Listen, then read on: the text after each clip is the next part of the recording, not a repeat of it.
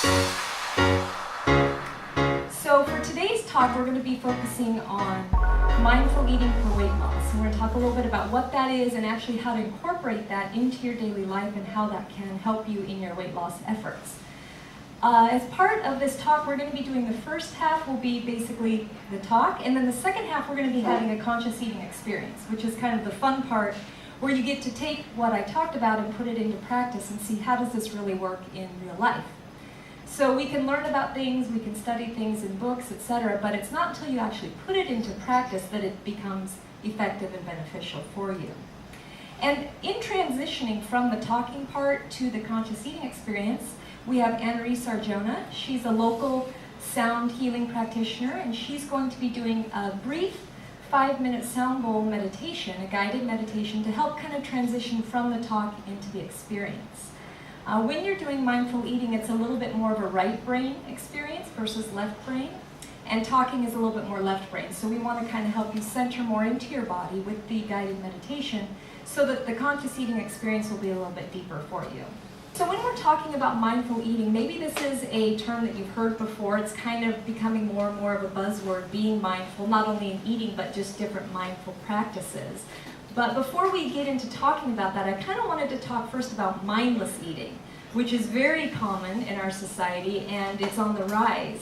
And it's kind of been coming up in coordination with multitasking, also with the increase in media. Many times now with the smartphone, people are getting the emails on the go, they're eating on the go, and it seems like everything's getting busier and busier and speeding up. So just by show of hands, over the last week, how many of you ate while you were driving a car? Me too. And I'm teaching the class. Okay, and over the last week, how many of you ate while you were either watching TV, watching a movie, or surfing the internet? Okay. Now, over the last week, how many of you ate while talking to someone, either on the telephone or in person, talking to a friend or family member? Okay. And how many people in the last week ate completely alone with no distractions, totally focused on what you're doing? Oh, good. Wonderful. So basically, some of you already have some experience with mindful eating. Being fully 100% present would be the ideal, but it's not exactly necessary and it's not always practical. So we're going to talk a little bit about how to take some of these tools also into a busy lifestyle as well.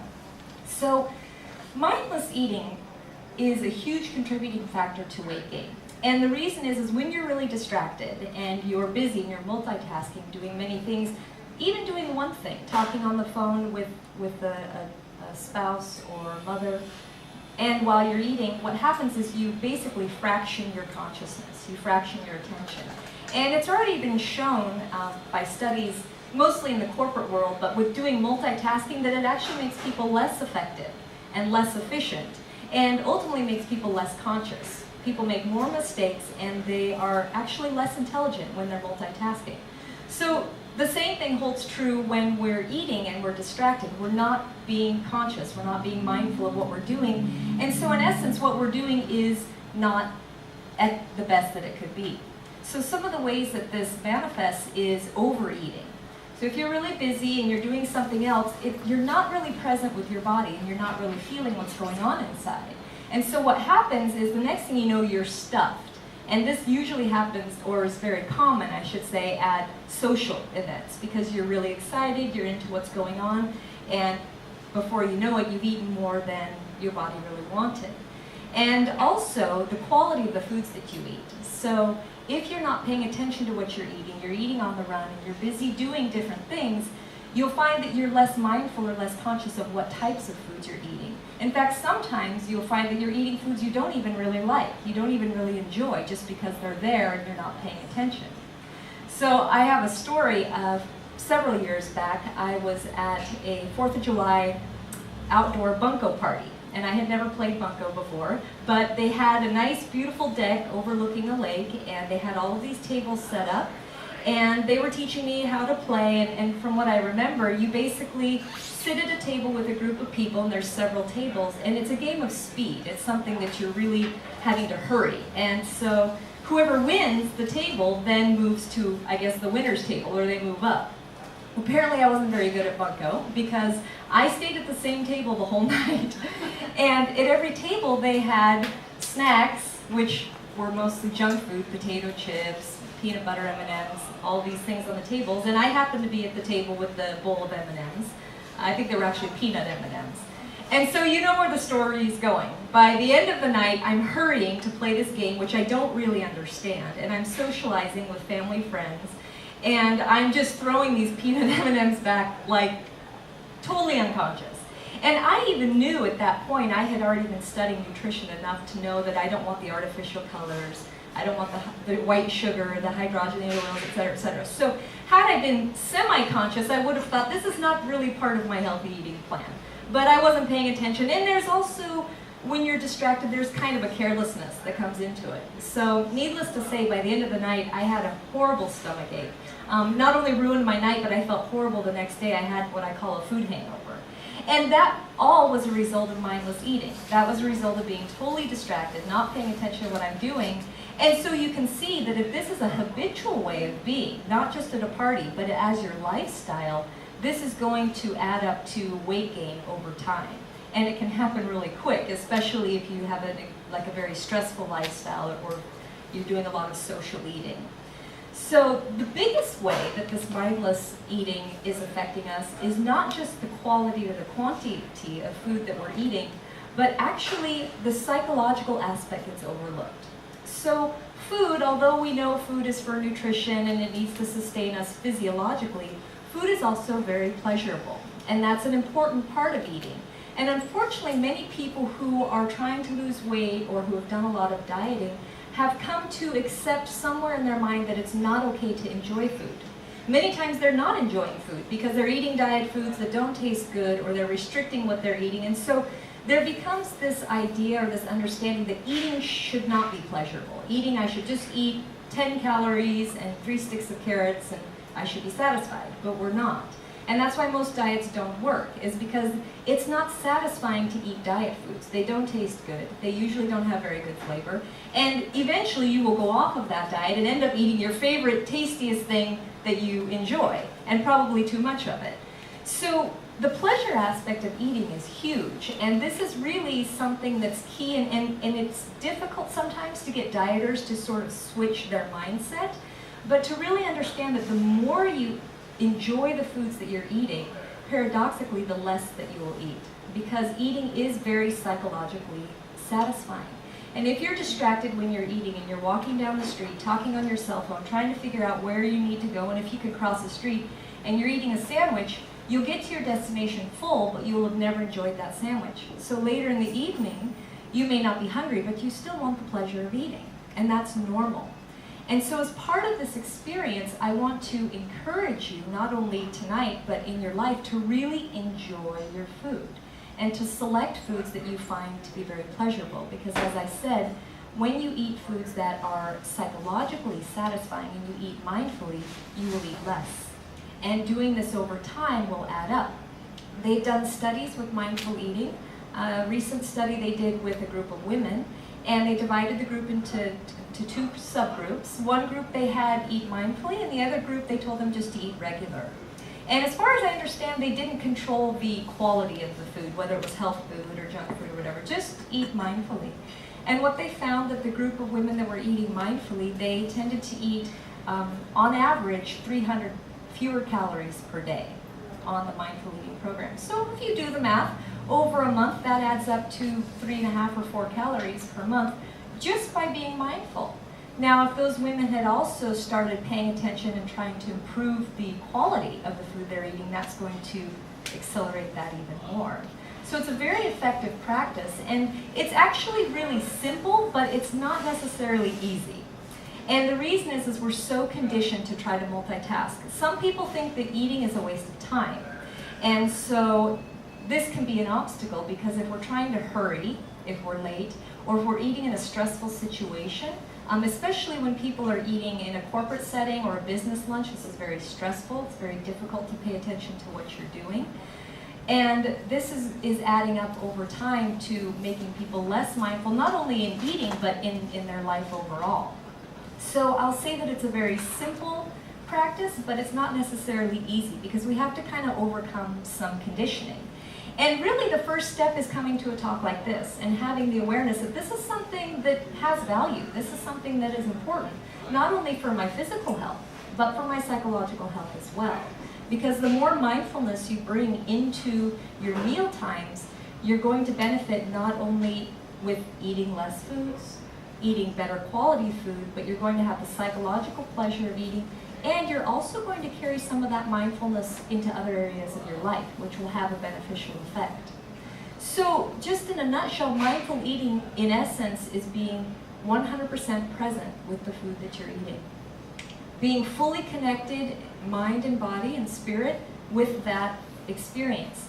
Ideally with minimal distractions. As I mentioned before, eating alone, really completely focused, no reading material, no other distractions with TV or anything, is ideally out in nature is the best way to practice mindful eating. But if you're in a situation where you're having conversation, you're out at dinner, you're at a restaurant or something like that, you can still practice mindful eating by having the intention to do so. And so some of the ways to do this is to create a little bit of a ritual to transition, like we're going to do today, into the mindful eating. It can be something short, and I'll get into some examples of that. And as I mentioned before, just having the intention to do that is going to go a long way in moving in that direction. Mindful eating is being fully present. It's noticing how the food tastes, noticing if you're enjoying the foods. Also noticing that we have two different voices, you could say, or two different channels. One is the mind, and one is the body. And many times they don't agree, especially when it comes to healthful eating, because we have in our mind all sorts of impressions and psychological connections to certain foods and things like this. And as you begin practicing mindful eating, you begin to tune in more to the body channel. Maybe the mind says, I want a chocolate chip cookie, but when you tune into the body, the stomach says, actually, I'm kind of full, and I don't really want it. Now, that doesn't mean we're always able to obey the body and go along. Maybe we make that mistake, but what you'll start noticing is, my stomach didn't want that, and now I really feel crummy. And when you start making that connection and pairing those things together, you start realizing, this isn't something I want to keep doing. I really do want to listen to my body. And as you do that, and as you get more and more healthy, your body will start to speak to you in clearer and clearer messages. So mindful eating is being fully present, mind and body, and also listening to the messages. What is my mind saying about this? What is my body saying about this? And noticing what the food tastes like. Noticing what happens from the first bite to the second bite to the third bite, etc. Because what you'll find is the first bite usually tastes the best. It's the most stimulating and you're the most hungry. But over time, you'll find that it's not really having as much pleasure as when you started. And when you're being mindful and you pick up on that, you're a lot less likely to continue eating something that you're not really enjoying. So, along the lines of bringing the mind and body together, there are a lot of things in our society, as I was mentioning, that kind of separate these two. So this is something to think about, how your lifestyle is either supporting or not supporting mindful eating. I recently went into an athletic club, and they have treadmills now, maybe you've seen them, with televisions. And the first thing I thought was, what a way to get an injury, sprain an ankle or something, because that's a complete disconnect. I mean, most people are going to a gym for the physical body. It's not really, the gym's not a library or something for the mind, it's for the body. And yet, if you're on a treadmill and you're watching a TV screen, now I understand exercise can be boring for people, so I understand why they're putting this there, but what it's doing is it's fragmenting your consciousness. It's taking your mind-body connection and putting a big split. And it's been a well-known thing among bodybuilders. I remember even as early as the 80s, that I don't know if they knew the research behind this, but there's a saying that's very common in the bodybuilding world, which is mind on the muscle. Because somewhere along the way, they realized and figured out that if you pay attention to the muscle that you're exercising, you're going to get better results. And the same thing is true when you're eating. When you put your mind on your body and you bring your attention to your body, then you're going to get better results in whatever it is you're eating. Even if it's not the best food, even if it's not the most healthiest food, you'll be likely to enjoy it more and eat less. And if it doesn't agree with your body, it's something that you're less likely to repeat again.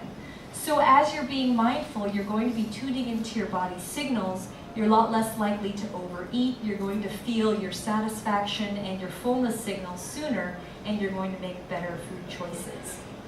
There's also a link with mindful eating, or I should say maybe mindless eating, and emotional eating. And this is something I wanted to touch on briefly because many people who are struggling to lose weight also have a component of emotional eating. And actually I would say everyone in the population has a little bit of emotional eating going on. It just depends on to the degree. And most of us are not conscious of it. And that's the emotional eating that is the most destructive. If you're aware that you're emotional eating, then you have at least a little bit of consciousness on that, and you're starting to make some progress in ending that cycle. But when it's completely unconscious, you don't even know that you're trying to avoid emotions by food, that's when it gets more tricky. And unconscious eating, or eating while you're distracted, is kind of a double whammy, because if you're feeling an uncomfortable emotion, if you got some bad news, and maybe you're not devastated, but you're just not, it's not sitting well with you. So unconsciously, we generally gravitate towards the refrigerator because we know that, maybe not consciously, but it's somewhere we know that foods are going to dampen those emotions. The strongest concentration of nerve endings in our body are in the center here in the belly. And your body has a finite amount of nerve energy. So your body, you can't process strong emotions and digestion at the same time. People may not be aware of that consciously, but it's something that happens that when you eat difficult to digest foods, and those are our comfort foods, right? The macaroni and cheese, the ice cream. These are very difficult, they're very heavy foods, high in fat. And what those do is they put the body immediately into digestion mode, taking that nerve energy away from feeling. So they're very effective in numbing us out. And if we don't want to see what we're doing, that we're trying to avoid emotions by eating, we just do distracted eating. So we eat and we watch the TV, or we eat and we call a friend. So now we're doing multiple things at once without really any awareness to the emotions whatsoever, and also no awareness onto the food that we're eating. If you've been doing emotional eating, you're going to start picking up on it, because now you don't have all the other distracting factors to show you that maybe you're not even really hungry, but something else is going on. And so it can be a very powerful tool to help you access some repressed emotions or things that we haven't been wanting to face, and allow those to come to the surface to be healed. So it's a very powerful practice, and it's something that is kind of, you have to make it a goal, you have to make it a point to bring this into your life. And there are some tools that you can use to help transition, as I mentioned before, from a crazy busy lifestyle, rushing home from work or rushing back and forth. There's some tools that you can use to help. It can even be something very brief, but just to help switch you into presence, switch you into mindfulness. One very powerful, well-known tool is breathing, doing some deep breathing, some conscious breaths. Even if you have only 10 seconds, that's long enough to do a conscious deep breath. Even one can help make that shift. Other things you can do are prayer or blessing the food. This is an excellent practice because it takes a moment to acknowledge your spiritual aspect, to acknowledge the divine, and to become still. Also, you can do some other things like going for a pre-dinner walk, spending time in nature, also music, doing any kind of chanting or singing or toning, anything like that can help you come into presence before your meal. As I mentioned before, it's ideal to eat outside in fresh air in connection with nature. This has a very calming effect on your psychology as well as your physiology. And when you're eating, you don't want to be in a stressed state. You want to be in a calm, relaxed state and be very present. The most agitated brain state is a beta state, and that's where we are when we're multitasking and when we have stress. And so to come into mindful eating, you want to bring your mind into an alpha state, which is the next calmer state. This is a calm, alert state. It's also the state that is achieved in some forms of meditation. So having some kind of practice like prayer or doing some stretching or deep breathing can help move the brain from the beta state into the alpha state and get you prepared to do the mindful eating practice. And also, as I mentioned, it's not something, maybe you don't have the luxury to do a full, a full walk or a full breathing session, but you have just a few minutes before the waiter brings your plate to the table to just pause and to just stop and just acknowledge you're about to enjoy a meal. And let your body catch up with your mind, or maybe I should say let your mind slow down to where your body is, and bringing them together before you eat.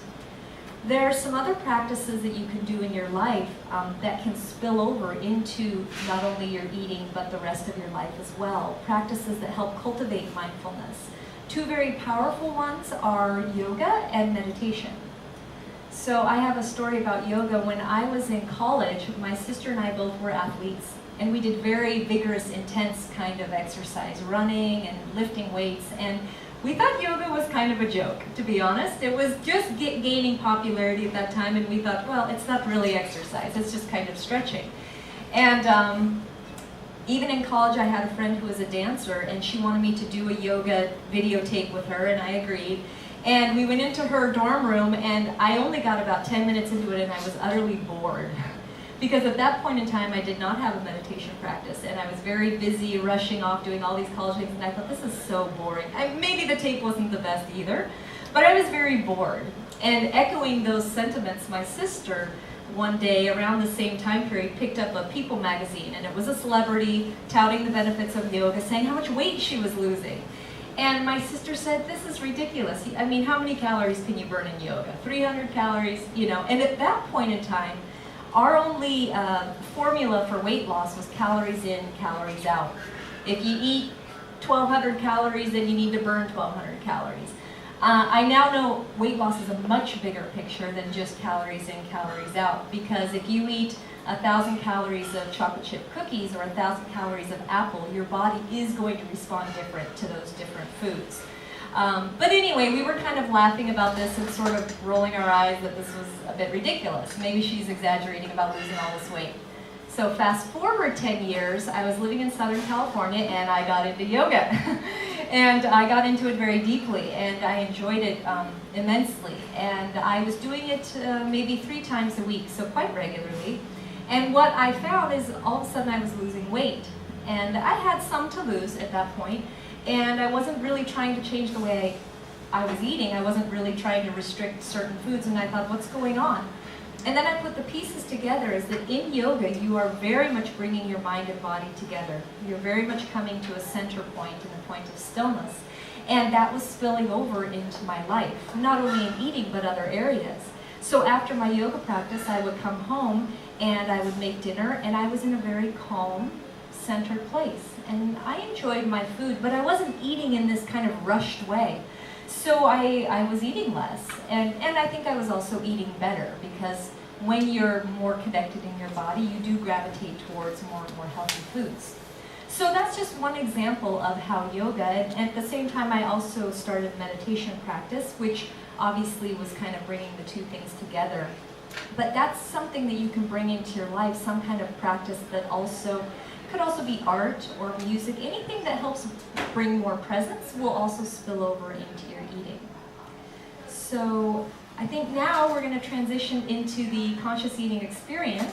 And if you have any questions, we'll save them to the end, and then I'll open it up. I'm sure we'll have time.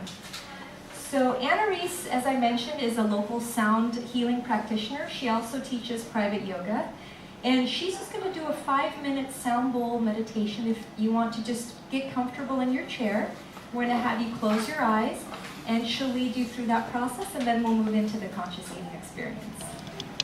Close your eyes and just begin to breathe deeply. Conscious breaths into the belly, allowing the belly to rise as you inhale. And as you exhale, allowing the belly to kiss the spine.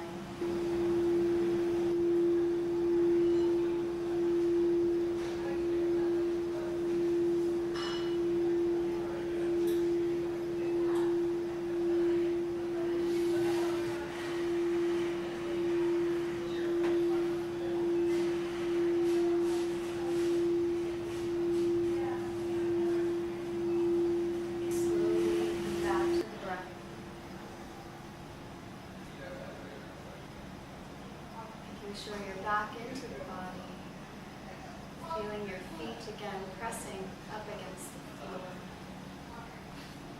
feeling your body seated here and present in this room. And slowly and gently open your eyes.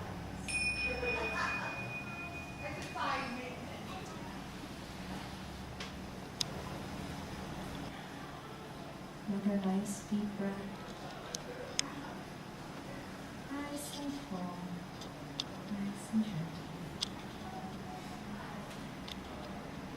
And really just notice your body. Notice how you are in space, where you are in the room, how you are in the chair. You can feel the parameters of your body and also feel a little extension outside the parameters of your body.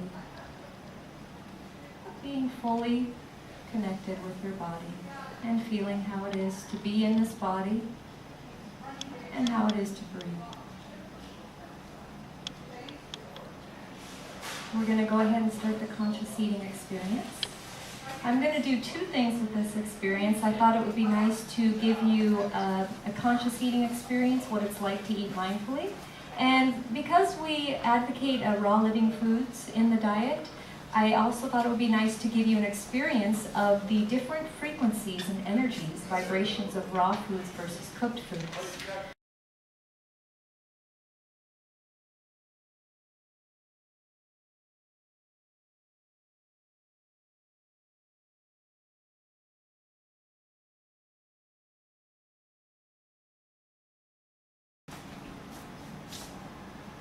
And while you're waiting, while you're looking at the different things on your plate, just notice initially what's going on inside you. How do you feel right now that you know we're going to be eating something? And this is a very powerful thing you can do always before you eat. As I mentioned, the vital importance of eating for pleasure and eating foods that you really love.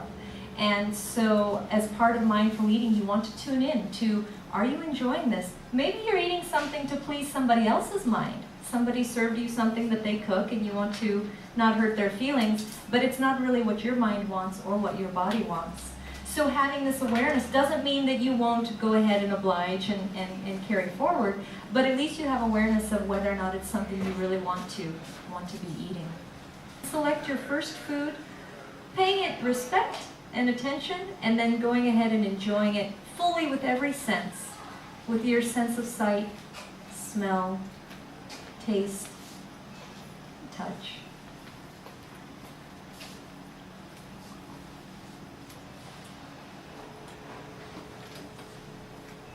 And I'm going to have Anna-Reese go ahead and play the sound bowl as you do this.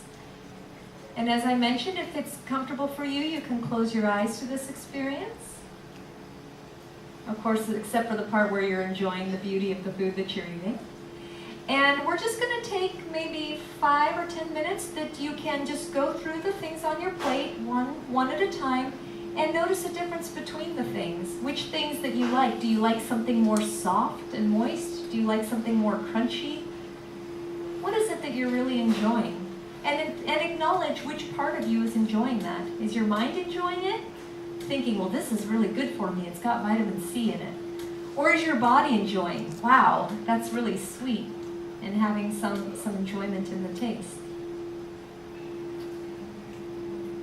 So we'll give you a few minutes. You can go through the things one at a time, closing your eyes as needed to help get you into the experience.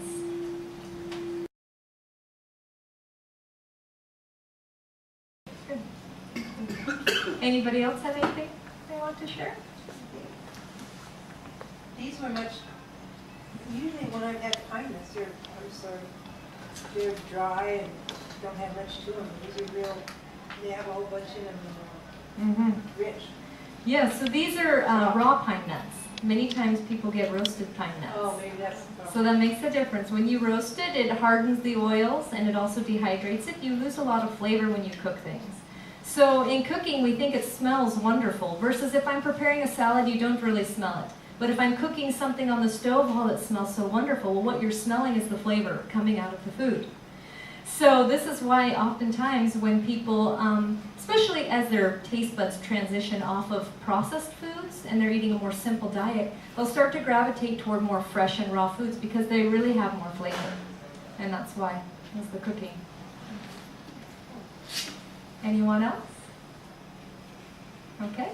So then we'll go ahead and begin with the plate of cooked food. Go ahead and just look at it for a moment. Notice the difference.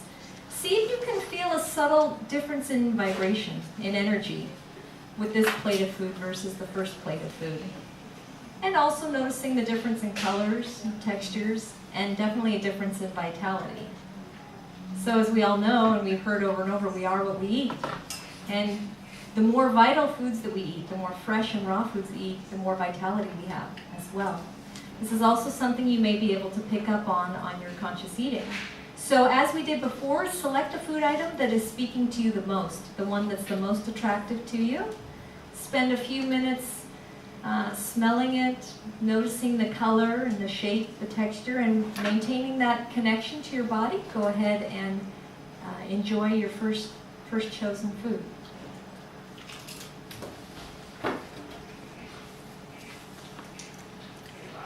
And we'll do this again with the sound bowl.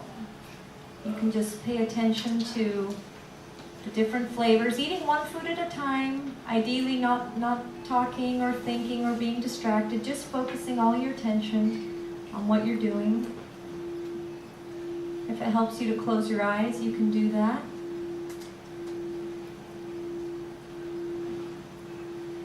Just noticing the different foods, different textures. Also noticing what your mind has to say. Oh, this is my favorite food from childhood, or I never liked this food. I should be eating this, I shouldn't be eating this. Just notice what the mind is saying. And more importantly, notice what the body is saying. Does it really want it? Maybe you think it tastes good, but does your body really want it? As you refine this process and begin to tune in more and more, your body will begin to speak to you in clearer and clearer messages, which in turn will help you to lose weight and improve your diet and health overall.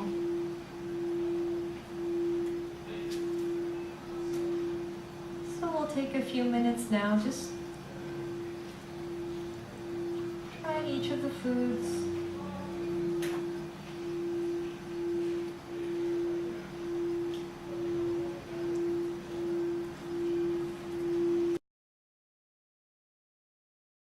Maybe anything from their experience overall, the difference between the raw foods and the cooked foods, how this experience was for you, and what your mind maybe had to say about some of the foods and what your body had to say.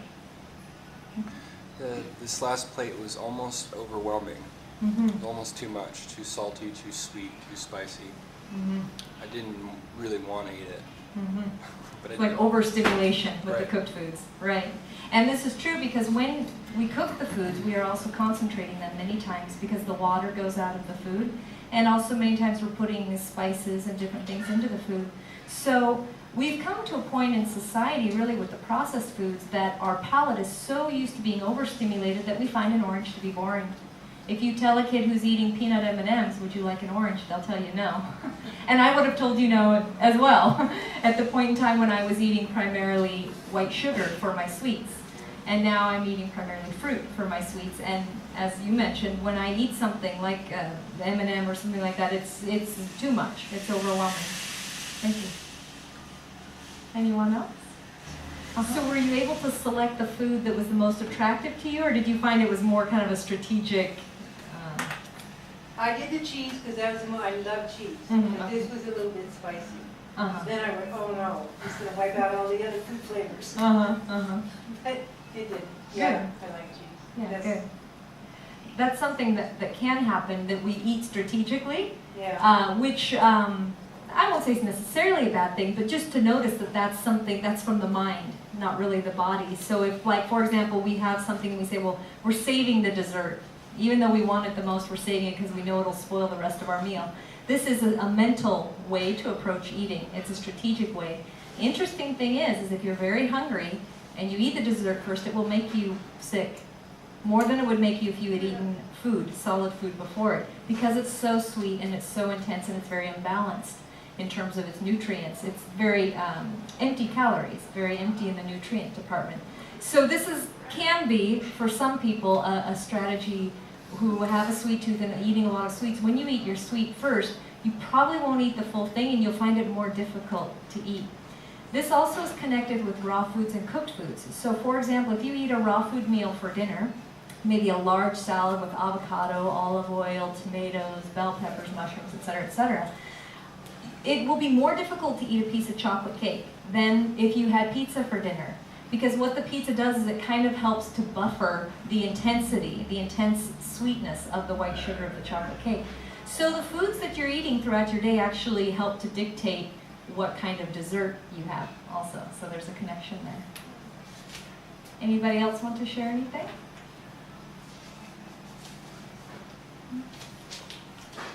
Okay, so I'd like to thank you all for coming and just encourage you to incorporate any elements of this talk that you can into your daily life. And I'd like to leave you all with a challenge to make at least one meal a day a conscious eating experience. Ideally, breakfast is usually the best time to do that. Usually we can kind of be more still and centered in the morning. We don't have as much distraction.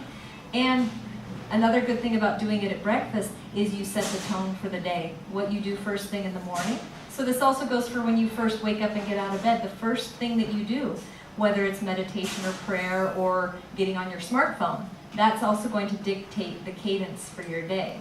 So again, thank you for coming. If you're interested more in the work that we do with High Vibe Life, you are welcome to take, we have our business cards over there on the table. We do private coaching for weight loss, raw living foods, which doesn't necessarily mean being 100% raw foodist, but just ways to incorporate more living foods into your diet. My husband, Vaughn, in the white t-shirt, also does emotional processing to help people release old traumas and different things like that. And then we also teach meditation, and that's a free service. That's not something that we charge for. We're having an upcoming juice cleanse. It starts July 7th, and that's a group mind-body juice cleanse. So as part of that cleanse, it's a 7-day cleanse, and everyone stays connected through Facebook. So this is actually something that's available worldwide through the internet for people to get together and do the juice cleanse. It comes with an ebook that has 7 recipes plus a bonus recipe, and then it also comes with guided imagery videos for weight loss and releasing toxicity. So every day of the group cleanse, you get a guided imagery video in your email, and that helps to kind of deepen the cleansing process as well. So that starts July 7th. And as I mentioned, we do private coaching, and all of that you can find out about on our website. We also have a YouTube channel. The video from this talk will be on the YouTube channel if you're interested in checking that out. And we have an email list. I actually have an email list for weight loss. I'll get a piece of paper, and you can sign up your email address on there if you want to get emails about other ways that you can start losing weight. And then Anna-Reese is having, I think you're having a sound bowl event coming up. You want to tell them about that? That'll happen in Mudra Yoga, which is on 5th, right across from the David Minor Theater, and that's happening on July 20th. And that's at 7 p.m. And you can also check out our website. It's just my full name, annareesarjona.com, and I can write that down for you if you'd like. Great, so thank you all for coming. We'll stick around for a few minutes. If you have other questions that you didn't want to ask publicly, you can come and ask in private. Thanks. Thank you. Take care.